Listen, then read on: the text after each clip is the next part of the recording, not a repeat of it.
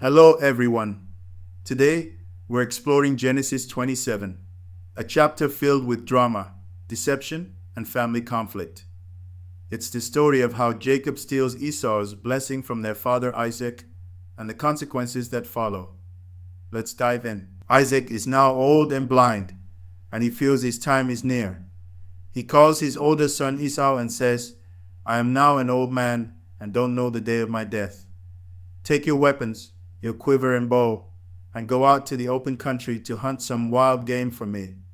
Prepare me the kind of tasty food I like and bring it to me to eat, so that I may give you my blessing before I die. Esau, the hunter, eagerly agrees and sets out to fulfill his father's request.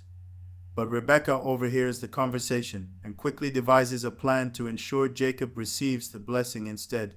Rebekah tells Jacob, Go out to the flock and bring me 2 choice young goats, so I can prepare some tasty food for your father, just the way he likes it. Then take it to your father to eat, so that he may give you his blessing before he dies. Jacob hesitates, fearing that Isaac will discover the deception and curse him instead. But Rebekah insists, saying, Let the curse fall on me.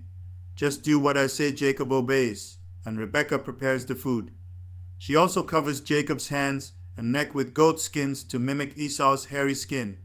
Dressed in Esau's clothes, Jacob approaches Isaac with the meal. Isaac is suspicious. He says, The voice is the voice of Jacob, but the hands are the hands of Esau. But after touching Jacob's hands and smelling his clothes, Isaac is convinced. He blesses Jacob, saying, May nations serve you and peoples bow down to you. Be Lord over your brothers, and may the sons of your mother bow down to you. May those who curse you be cursed, and those who bless you be blessed. This blessing, meant for the firstborn, is now irrevocably given to Jacob. When Esau returns and discovers what has happened, he is devastated and cries out, Bless me too, my father. But Isaac can only offer a lesser blessing, predicting that Esau will live by the sword and serve his brother, though he will eventually break free from Jacob's yoke. Esau is furious and vows to kill Jacob after Isaac's death. Rebekah, fearing for Jacob's life, tells him to flee to her brother Laban in Haran.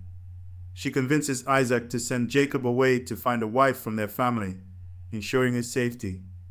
This moment marks the beginning of Jacob's journey away from home, a journey that will transform him in ways he cannot yet imagine. So, what can we learn from Genesis 27?